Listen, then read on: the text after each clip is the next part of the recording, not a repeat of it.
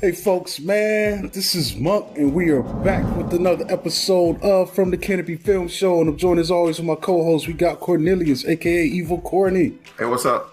It's a wild day, man, wild times. I do want to announce to the viewers today, though, we do have a special giveaway for y'all, man, just to show your appreciation for checking us out. And we're going to be offering a Amsterdam poster. This is a one-sheet size poster for the film Amsterdam, and I think that's streaming somewhere right now. So I'm just going to unroll this so you can get a look at it. Margot Robbie, what's my other dude's name, man? John David Washington, and we got Christian Bale on this poster, man. But for a chance to get it, you gotta subscribe to the channel, and on top of that, leave a comment below. If you already subscribed, just leave a comment below, and say you want a shot at the poster. But I want a shot at the poster. Yeah, that's all you got to do. Write that below in the comments of this video. And only subscribers only have a chance at this. So if you're not a subscriber, subscribe and leave a comment below saying you want a shot at the poster. And I'll contact you, ask for your email, and I'll email you and get you your details so I could ship this out to you. But today we're going to be talking about Antman and the Wasp: Quantumania. We're going to be reviewing that film today. This is the latest big comic book based film. This film is directed by Peyton Reed. The plot goes as this. Antman and the Wasp find themselves exploring the quantum realm, interacting with strange new creatures, and embarking on an adventure that pushes them beyond the limits of what they thought was possible. And this film stars Paul Rudd as the Antman. We've also got Evangeline Lilly coming back as the Wasp. We've also got Catherine Newton, who plays Cassandra Lang, who is Ant-Man's daughter in this. We've also got Jonathan Major, who plays Kang the Conqueror in this film. So that's pretty cool, the people that we've got in here. We've also got Michael Douglas returning as Hank Pym. And we've got Michelle Pfeiffer back as Janet Van Dyne. I think those are the main people that are, really notable that, folks will recognize. Yeah, let's get into it, man. So what are you thinking about this film, Cornelius? So at Monday night, really, I had a lot of fun with it. I've been hearing some bad press on it, or at least I didn't read any negative reviews. I just saw that there were a bunch of negative reviews about it. Went and just saw the film on my own and just enjoyed it. I actually had a lot of fun with it. I didn't make a 3D showing because I have some personal things going, but did see it at AMC Prime. It was a lot of fun, like I said. For me, I think it was an okay film, an okay effort. It's an interesting thing. It definitely moves some things along, but I didn't have as much fun with it as I had with the previous Ant-Man films. For me, I definitely enjoyed Jonathan Major's Kang the Conqueror. I thought he was a cool aspect to add to this, and a cool new villain. I mean, we did get introduced to him in that last episode of the Loki series.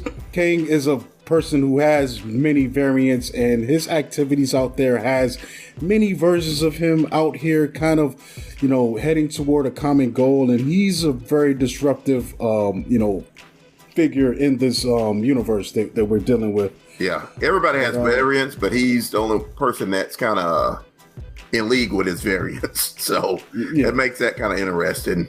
Mm-hmm. But for the most part, I was kind of it felt a bit lackluster in a lot of ways to me, for this film. I definitely love Majors' Kang, but at the same time, there's aspects of this thing that just weren't as interesting to me as the other films. I'm not holding that this film has to be as funny or as, or so close to the other films. I'm cool with you, being different, but it just seems that I don't even feel like this film was necessary, to be honest. It seems like he kind of takes a back seat in this film so the other characters can shine. I'm fine with that too, but it's like the moments that really didn't have Kang had a hard time keeping my attention, man. And we get introduced to some new characters. Some of them were cool, but then some of them were they're kind of shallow. They were hollow. They were just kind of there in a way, man. There's a group of new characters we get, in this film. Try not to, spoil too much for the viewers, but even their arrival just seemed just so lackluster. and limp. Like I don't know. Maybe my own expectations messed me up for this, but I saw it twice because the first time I saw it, I was nodding off a bit. You know what I'm saying? You had an IPA, right? Mm-hmm. Yeah, I had more than an IPA by the time I got in there. So and I didn't want that to temper what I thought about it. So the next day, I got up bright and early and went in and rewatched the film, and my impressions didn't really change much. You know, even though I was nodding off, I really didn't miss much of the film itself, man. So we do get a lot of time with Michelle Pfeiffer's character in this, and I thought she was cool, but at the same time, I don't think we were getting the best out of Michelle Pfeiffer, man. Like she has it in her. I love her Catwoman, but honestly, I can't think of anything since then that people were like, "Yo, you got to see Michelle Pfeiffer in this." So. She was okay. She held it down. But Kang steals the show, man. And honestly, he steals the show because the show just really isn't that great overall to me, man. Like I look at Kang in this, and it's like he's good, but I think he shines more because of the rest of the film is just so. We spend a lot of the film in the quantum realm, and after a while, like that's cool in the previous films when we got those glimpses or those moments where we're in, but for a whole film, I don't know, dude, it just started to all blur together for me, man. It felt the kind of way, like I kind of got fatigued looking at the realm, and it was lacking. I really don't know what you were expecting. One thing I didn't like is I kind of heard like a couple critics or probably the producer or the director is kind of saying that this was going to be an Avengers level film. To me, it didn't have to be. No. I'm glad to where they didn't go in the caper way, because a lot of people complain that you're making the same movie over and over. This kind of goes a different direction. They actually exploring the quantum zone. I really like the effects in it. Like you said, it was a lot of new, interesting characters. Some of these characters I kind of want to see in the future. I just thought it was a fun film. I wasn't really expecting it to change the world because it wasn't an Avengers or like one of those milestone type films, but it is introducing you to a little bit more of this universe. But at the same time, I feel like this film moved horizontally. If we're talking about the story plot, the only thing that happened, like if we never saw this happen and they just told us it happened, that would have been fine. Like I don't think this film really justified its existence. Like that's probably my major thing. It's like if this didn't happen, or if Loki season 2 comes on and we get like a 5-minute flashback describing the details that happened in this, you don't need this movie. Like it just didn't justify itself at all. Do in a way because of the Kang variants. This was a different version of the Kang variants. He's in the quantum zone for a reason. And but we'll probably get another variation of Kang in by the time we catch back up with Loki. Yeah, but why do we even need to see this first? Well, the thing is, other than the fact that they gave us Jonathan Majors and they put him to use, but like this thing doesn't. Yeah, but the thing is, this version of Kang, he's a problem for the other versions of Kang. He's there for a reason, even though this character isn't heroic, but this is like a wild card version of him. So I think that this variant of Kang might be a problem for not only the group, the Kang, the Kangs in general, but, everybody. Yeah, I feel you, but he's exiled for a reason. That's all I gotta say. But we also could have been introduced to this version of Kang in another way that didn't involve Ant-Man. Give Ant-Man his own adventure, and then I don't know the origin story of this, man. I'm going off a person who really doesn't know much about Ant-Man or even Kang himself. I didn't know anything about Kang until Loki. But unless the origin defines that he has to come from the quantum realm, then I really don't see a reason he doesn't why have to come from the quantum. He doesn't have to come from the quantum realm, but he was sent there by the other Kangs, so he is a problem. That's what you have to look at. So basically, they sent him to the Phantom Zone. They basically sent him to the Phantom Zone. But I don't know, man. Like I said, man, I watched this thing, and honestly, in the batch of these recent recent films, the ones that are getting that critical edge thrown at them about not being as good or not up to the Marvel quality, I really didn't have a problem with Strange. I didn't have a problem with Love and Thunder, but I kind of do have a problem with this one. This thing is just like, and as a phase starter, it's kind of crazy. And it's kind of crazy to have your director saying that this is an Avengers level film.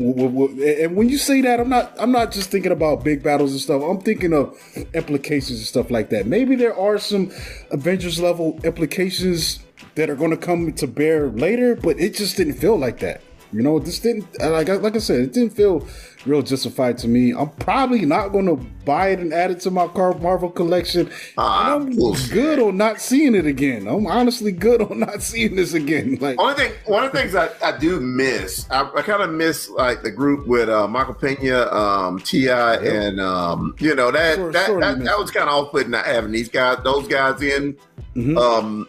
They should have showed up at some point before they got set on their adventure. Yeah, that's the only thing that I really thought that was really lacking in it. And honestly, then we're stuck most of this film replacing them. I guess would be the Lang family, and they were not that fun. I mean, you even got Cassandra Lang, who's coming in with that same tropey, angry, bitter teenager, and I'm like, man, we've seen this done to death so many times. Like I think of like they lean on that so much in these movies, man. Like they did that with the Superman and Lois series recently. Like oh, the kids are going to be mad because my dad's Superman. I'm going to be bad because Antman had to disappear and save the world. Like, but then you look at Battle of the Super Sons, and as soon as that kid found out his dad was Superman, he was like it was a way like mix this thing up, man. So then we're stuck with them, and I didn't think most of that stuff was very interesting. There's no chemistry between Lang and the Wasp at all. Like, she's kind of even in a back seat, just tagging along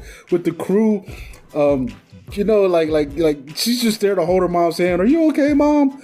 Like, this thing was just—it's undercooked on a lot of levels, man. That didn't make it very enjoyable for me. It's not. I don't think it's a bad film, but it's also it's a film that I'm indifferent to, and that might even be worse. When I don't care one way or another about you, like, it's not making me mad at it, it's not making me like it. It's just all right. That happened. But out of all the Marvel films, it's almost 30 films. This is one of the few that you didn't like. Yeah, it's one of the few that I didn't like, and that's not bad. Like I mean, they had a good run, as far as I'm concerned, man. So I do expect that some of these films are not going to hit as hard as other ones, you know. So, but you know, it is what it is. Yeah, it's only out of all those films, it's only two that I really rarely ever watch because I don't really care for, and that's I somewhat like and Captain Marvel has kind of grown on me because I've seen bits and pieces, and the sequel for this is going to have a lot of potential. Mm-hmm. But Captain Marvel and Iron Man 2 are the weakest two films out of all the Marvel films to me. Those are two films to where, you know, not my favorite, but they're still watchable, you know. And it's not bad. Like I've seen all these articles in the press talking about, is the Marvel era over just because of some of their impression to some of this stuff, and I'm like, but a lot of people wanted to fail from the jump. You know, a lot of people just don't really care for comic book films, and they try to find a way to kind of knock on them no matter what. Yeah, but in the bigger picture, I generally do, you know, like this stuff. I don't think it's signifies a decline. You know, they're trying things, man, and sometimes you try, and they don't hit as hard. But it's interesting because, you know, the critic score is way lower. So it's almost 50% of what the audience score is. It had a really good opening. I'm curious to see what the second weekend, you know, looks like, if this thing is going to maintain its momentum. But if we're being honest, the Ant-Man series for these Marvel films has done okay. They've done good enough to be profitable, but they're not near where like a Guardians would be, or some of the bigger known characters are. But still, for Ant-Man, they've been doing a pretty good job so far. For me, it's you know, they're sitting at 2 out of 3, you know, and it's a strong 2 out of 3 as far as I'm concerned, man. Okay. So they're in good shape, but. Like, I don't hate this film. I don't think it's a bad, but I just think it's a little bit lackluster in, you know, what it is, you know.